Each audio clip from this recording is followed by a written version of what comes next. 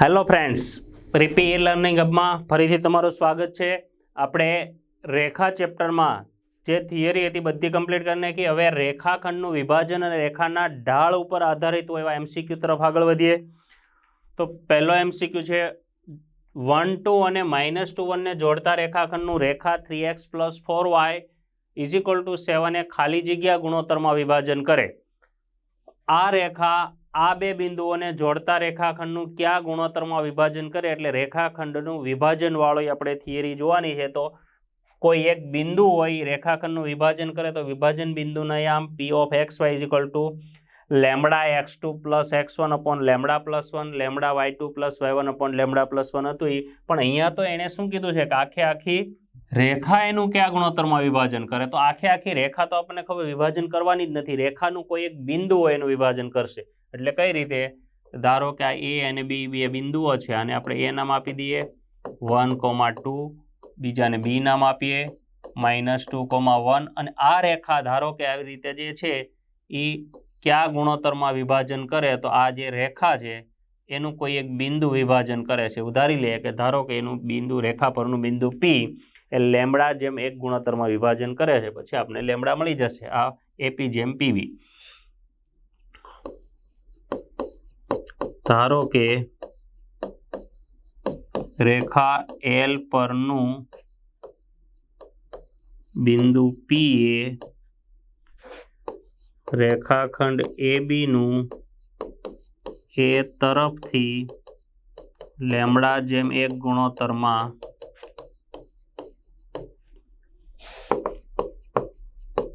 વિભાજન કરે છે।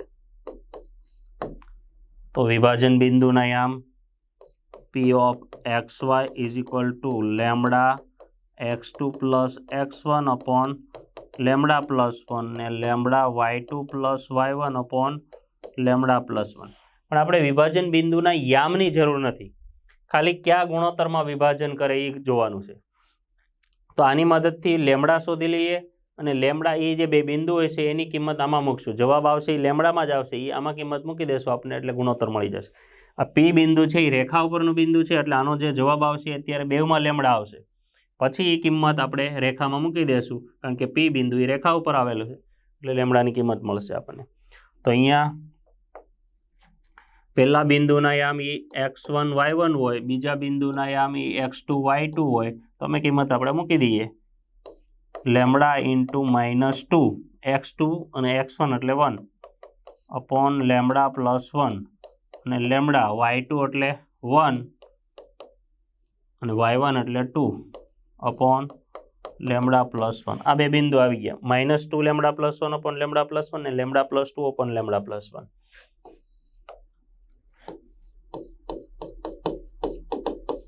-2 લેમડા +1 upon લેમડા + 1 અને લેમડા + 2 upon લેમડા + 1।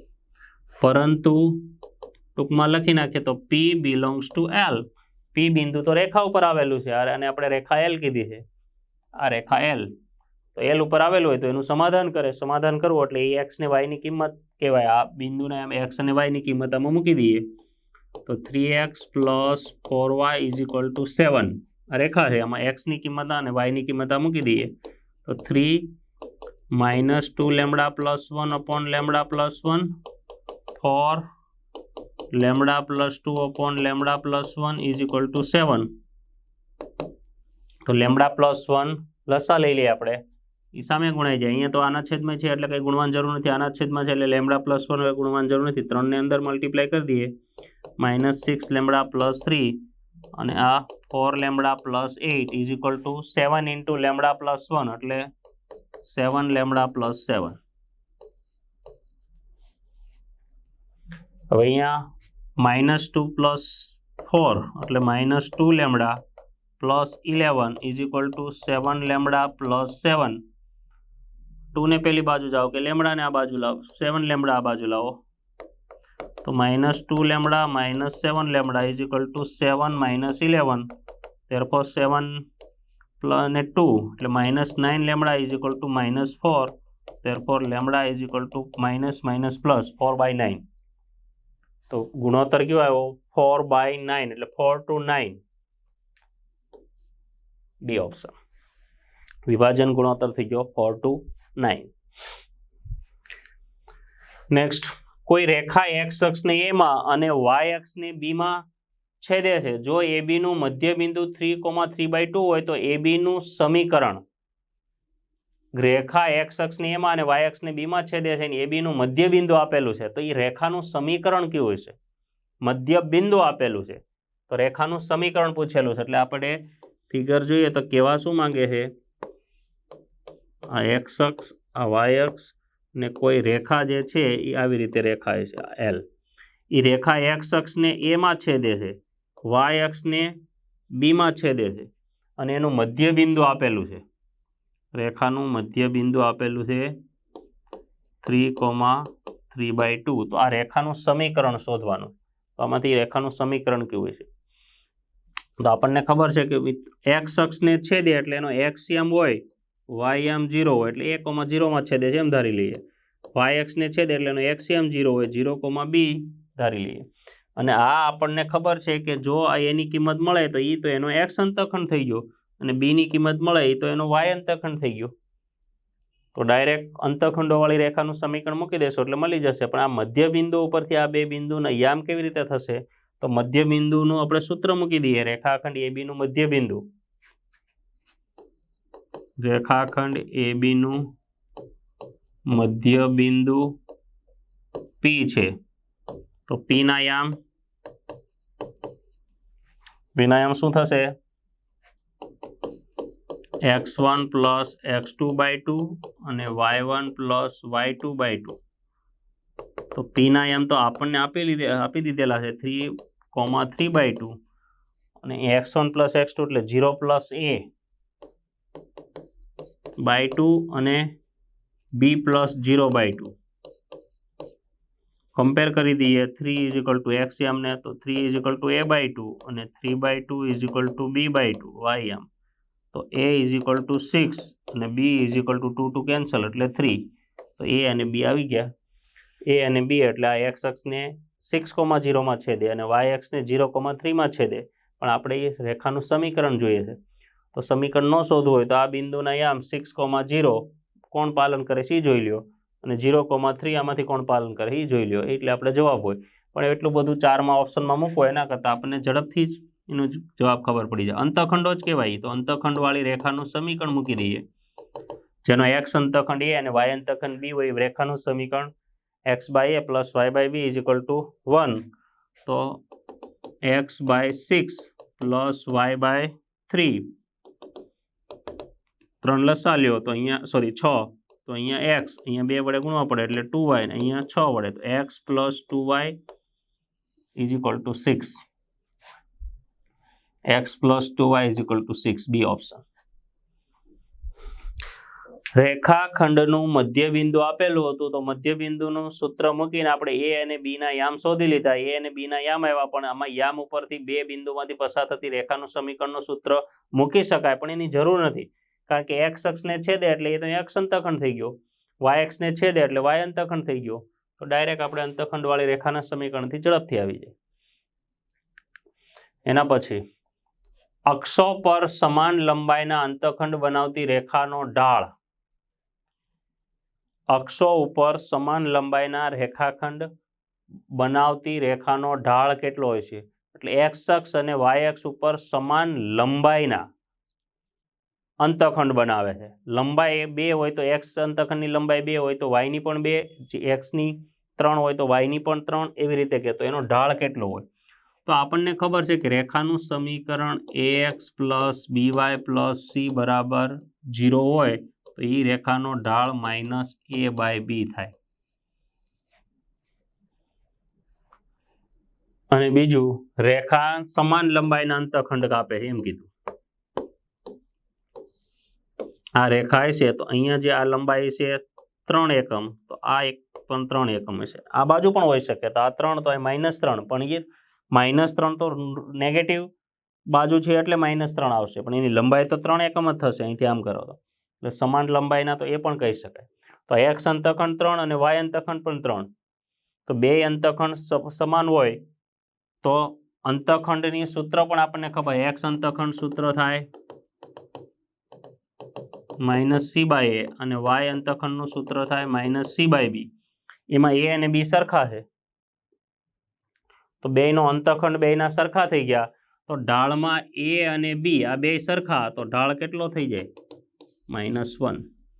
x ને y અંતખંડ સરખા છે એટલે એનો ઢાળ કેટલો થઈ જાય? -1. Option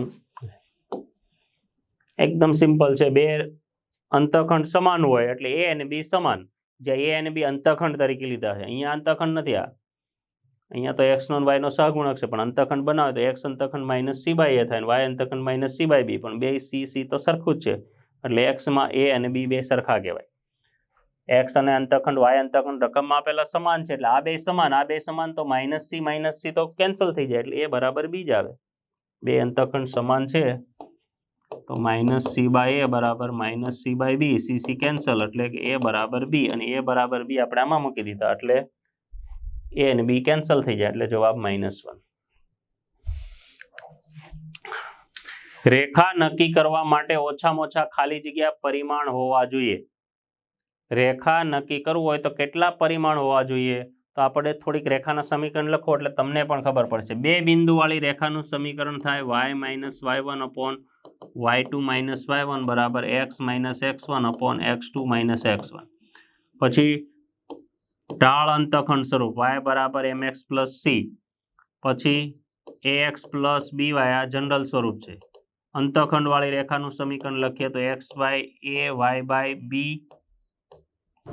b is equal to 1. તો આ બધામાં જુઓ જુદી જુદી રેખાના હજી પણ બે સ્વરૂપ છે, પણ એમાં પરિમાણ એટલે x અને y.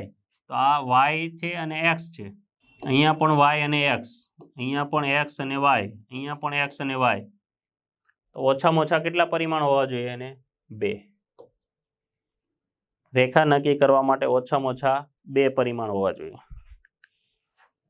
એના પછી a -2 3 અને b 1 5 નું a તરફથી 1/λ ગુણોત્તરમાં વિભાજન કરતી રેખા x + y બરાબર 4 હોય તો લેમ્ડા કેટલા? ફરી પાછું આવ્યું કે આ બે બિંદુનું a તરફથી આ ગુણોત્તરમાં વિભાજન કરતી રેખા આપેલી હોય તો લેમ્ડા કેટલા? પણ અહીંયા વિભાજન ગુણોત્તર 1:λ આપેલો છે. લેમ્ડા જેમ 1 નથી, 1:λ છે એટલે લેમ્ડા આપણે એને m અને n તરીકે લેશું. તો m એટલે 1 ને n એટલે લેમ્ડા. તો એ લેમ્ડા શોધવાનો છે. તો આપણે આ b બિંદુ, આ a બિંદુ અને આ રેખા જે છે એ કંઈક ગુણોત્તરમાં વિભાજન કરી 1:λ ગુણોત્તર છે. આપણે બિંદુના એમ p ધારી લઈએ. ધારો કે રેખાનું બિંદુ p એ રેખાખંડ AB નું a તરફથી 1:λ ગુણોત્તરમાં વિભાજન કરે છે. તો p ના યામ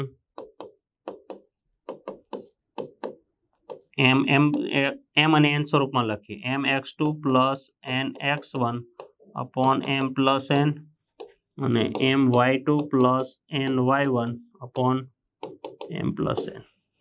જે m અને n અહીંયા દેખાય છે, x1 x2 અને y1 y2 એના યામ છે -2,3 અને b ના યામ છે 1,5.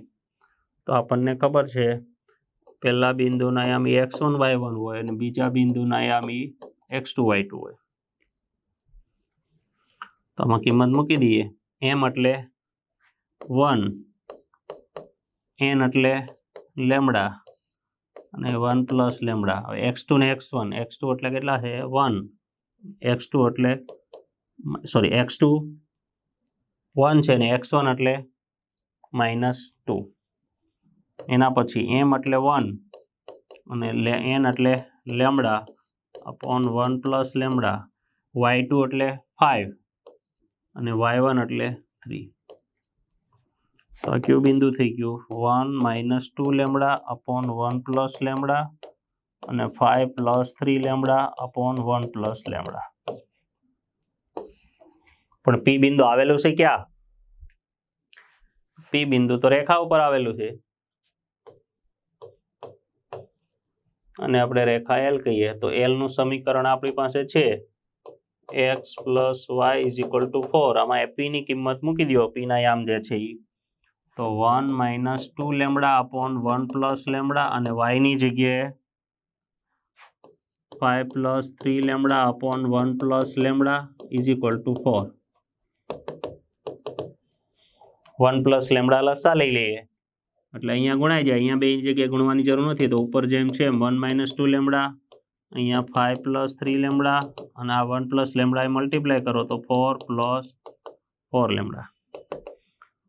તો -2 ને 3 તો 6 + લેમ્બડા, 1 ને 5, 1 + 5 એટલે 6 ને -2 લેમ્બડા + 3 લેમ્બડા એટલે લેમ્બડા બરાબર 4 + 4 લેમ્બડા.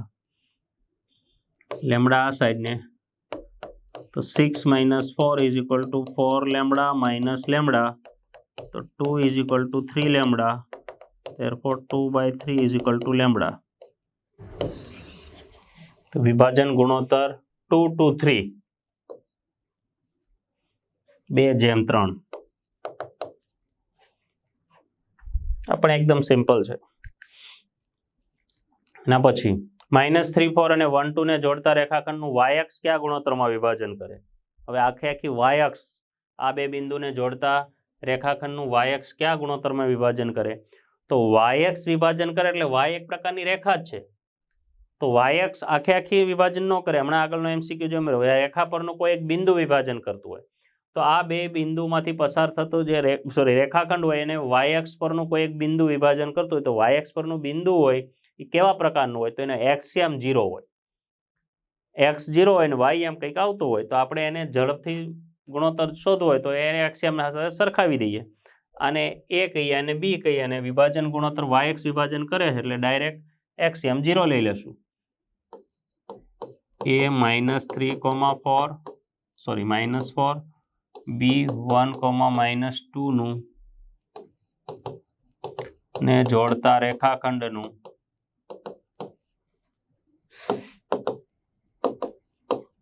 y-અક્ષ પરનું બિંદુ p 0, y-અક્ષ પરનું બિંદુ છે એટલે એક્સિયમ 0 લઈ લે, y એમ y જ લે અથવા b લઈ લે.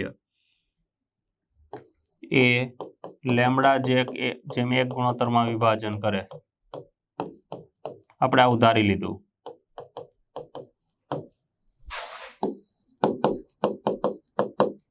આ બિંદુ એ લેમ્બડા જેમ એક ગુણોત્તરમાં વિભાજન કરે છે તો આપણે આનો એક્સિયમ સરખાઈ દઈએ, y એમને કઈ જરૂર નથી. તો p નો એક્સિયમ, કારણ કે આપણે ખાલી લેમ્બડાની જ જરૂર છે, તો lambda x2 + x1 upon lambda +1, Axiom 0 છે. લેમ્બડા x2 એટલે આ આપણો x1 થઈ ગયો અને આ આપણો x2 થઈ ગયો. પહેલું બિંદુ એ x1, બીજું x2 એટલે આ 1, x1 એટલે -3 અને લેમ્બડા +1, લેમ્બડા પ્લસ સામે જાય એટલે 0 બરાબર લેમ્બડા -3, 3 આ બાજુ આવે તો લેમ્બડા ઇઝ ઇક્વલ ટુ +3 અને કંઈ ન હોય ત્યાં 1 એટલે 3 to 1.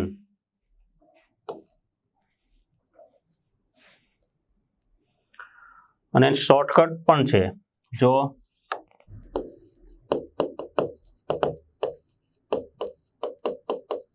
જો કોઈ રેખાનું x-અક્ષ વિભાજન કરે તો વિભાજન ગુણોત્તર -y1/y2 થાય, અને જો y-અક્ષ વિભાજન કરે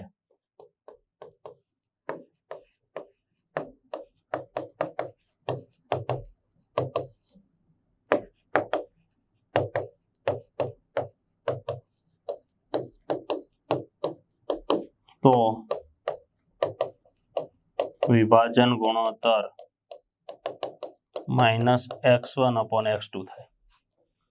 ડાયરેક્ટ જો કોઈ રેખાનું y-અક્ષ વિભાજન કરે તો વિભાજન ગુણોત્તર -x1/x2 થાય. તો આપણે અહીંયા ટ્રાય કરો તો જો આપણો આ x1 છે અને આ આપણો x2 છે, તો માઇનસ આ નિયમની નિશાની, અને x1 એટલે -3 છે અને x2 એટલે 1 છે, તો માઇનસ પ્લસ કેટલા થઈ જશે? હા, -3/1 એટલે 3/1. તો આપણે જવાબ આવ્યો તો 3/1, એટલે ડાયરેક્ટ પણ થઈ શકે.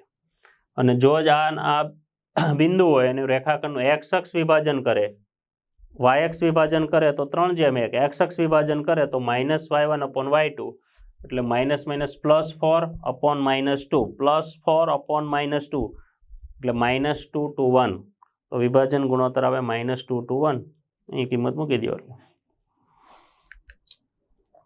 એના પછી બિંદુ ax1 y1 bx2 y2 ને જોડતા રેખાખંડનું બિંદુ P અંતઃ વિભાજન કરે તો t ની કિંમત કેટલી હશે? એટલે આમાં બીજું કંઈ છે નહીં, બે બિંદુ આપેલા છે, એક બિંદુ છે A, બીજું બિંદુ છે B અને વિભાજન બિંદુ છે P.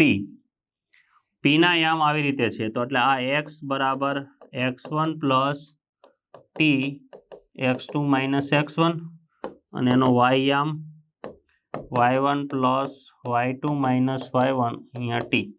તો આ P અંતઃ વિભાજન કરે છે. અંતઃ વિભાજન કરે એટલે મેં તમને જ્યારે થિયરી લખાવી ત્યારે A બિંદુના એમ t બરાબર 0 લખવાથી આવે, B બિંદુના એમ t બરાબર 1 લખવાથી આવે, અને P બિંદુ અંતઃ વિભાજન કરે છે એટલે A અને B ની વચ્ચે જ ક્યાં કઈ છે? તો વચ્ચે હોય તો t ની કિંમત કેટલી હોઈ શકે?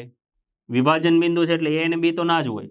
A અને B સિવાયની વચ્ચેની કિંમત હોય તો વચ્ચેની કિંમત એટલે કઈ? 0 અને 1 ની વચ્ચેની, એટલે 0 less than t less than 1. તો t ની કિંમત કેટલી હોય? 0 less than t less than 1. કેમ? તો P અંતઃ વિભાજન કરે છે એટલે A અને B ની વચ્ચે જ આવે, વચ્ચે જ આવે એટલે A અને B તો પાછું આવવાનું નથી, કારણ કે વિભાજન બિંદુ છે, જો P બરાબર A થઈ જાય તો વિભાજન થાય જ નહીં, A B જ રહે. એટલે એકદમ બાજુમાં પણ હોઈ શકે, એટલે 0 થી 0.1 પણ હોઈ શકે અને 0.9 પણ હોઈ શકે, પણ 1 નહીં થાય અને 0 નહીં થાય, એટલે 0 અને 1 ની વચ્ચેની કિંમત જ રહેશે. અને આ આપણે જોઈએ છે કે આપણે પ્રચલ સમીકરણ લેખાતી ટાઈપનું જ છે, x2 પ્લસ 1 માઇનસ tx1 આ રીતનું જ છે. tx2 પ્લસ 1 માઇનસ tx1 લખું તો આ જ છે. જો આનું સાદુરૂપ આપણે આપીને જોઈ લઈએ, x બરાબર x1 પ્લસ t ની અંદર આપી દો તો tx2 માઇનસ tx1, એટલે આને આગળ લખી નાખું tx2 અને આ બેમાંથી x1 કોમન કાઢું એટલે એ 1 માઇનસ tx1, અને આમાંથી x1 કોમન તો 1 માઇનસ tx1, એટલે પ્રચલ સમીકરણ જ છે, એનું સ્વરૂપ જુદું દેખાડેલું છે. એ જ રીતે આ y બરાબર ty2 પ્લસ 1 માઇનસ ty1 જ છે.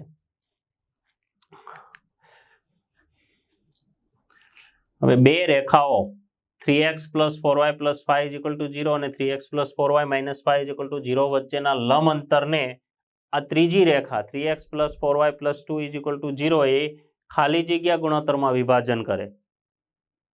આ બે રેખાનો વચ્ચેના લંબ અંતરને ત્રીજી રેખા કયા ગુણોત્તરમાં વિભાજન કરશે?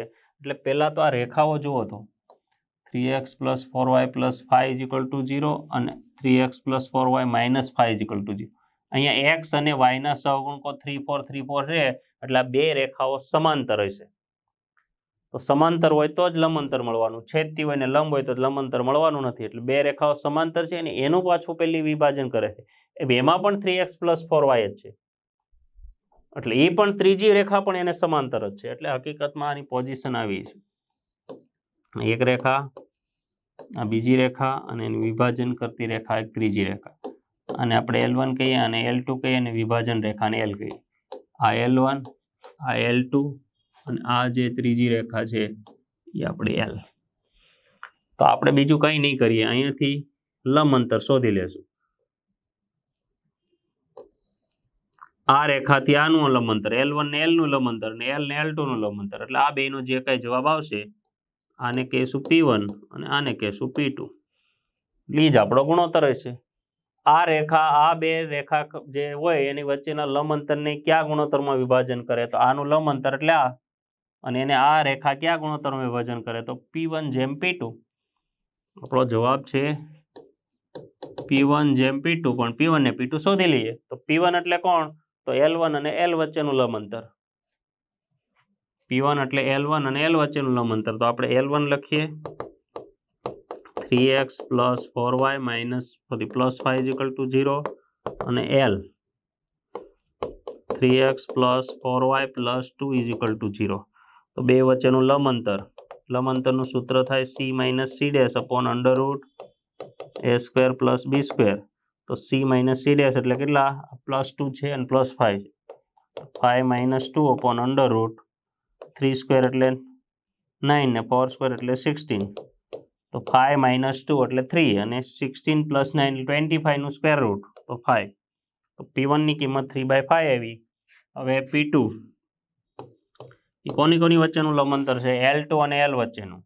તો L2 આપણે લખી નાખીએ 3x + 4y - 5 = 0 અને L છે 3x + 4y + 2 = 0. તો એની બે વચ્ચેનું લંબ અંતરનું સૂત્ર તો એનું જ રહેવાનું, c - c' √a²b², જ્યાં c એટલે -5 અને c' એટલે +2. તો -5 અને c' એટલે 2, આ માઇનસ નિશાની આની, અને 9 + 16 એટલે આ -7નો માનાંક એટલે +7 ને આ 5, 16 + 9 એટલે 25 નું √5. તો P2 થઈ ગયા. હવે આપણે ગુણોત્તર માંગેલો છે, કયા ગુણોત્તરમાં વિભાજન કરે? તો ગુણોત્તર કયો થાય? P1/P2. P1 એટલે 3/5 ને આ 7/5, 5 કેન્સલ એટલે 3/7. બેવના છેદ સરખા એટલે જવાબ 3/7 એટલે 3 to 7. આ ગુણોત્તરમાં વિભાજન કરે 3 to 7. તો આપણે રેખાખંડનું વિભાજન અને રેખાના ઢાળને આધારિત થોડાક MCQ જોયા. હવે આગળ આપણે મધ્ય કેન્દ્ર, અંતઃકેન્દ્ર, પરિકેન્દ્ર અને લંબ કેન્દ્ર આધારિત થોડાક MCQ જોઈશું. આવા એક્ઝામ્પલ બીજા પ્રયત્ન કરજો. આ એક્ઝામ્પલ એકદમ સિમ્પલ હતા, શરૂઆત હતી, એટલે હવે પછી આપણે આગળના MCQ તરફ પ્રયાણ કરશું. Thank you.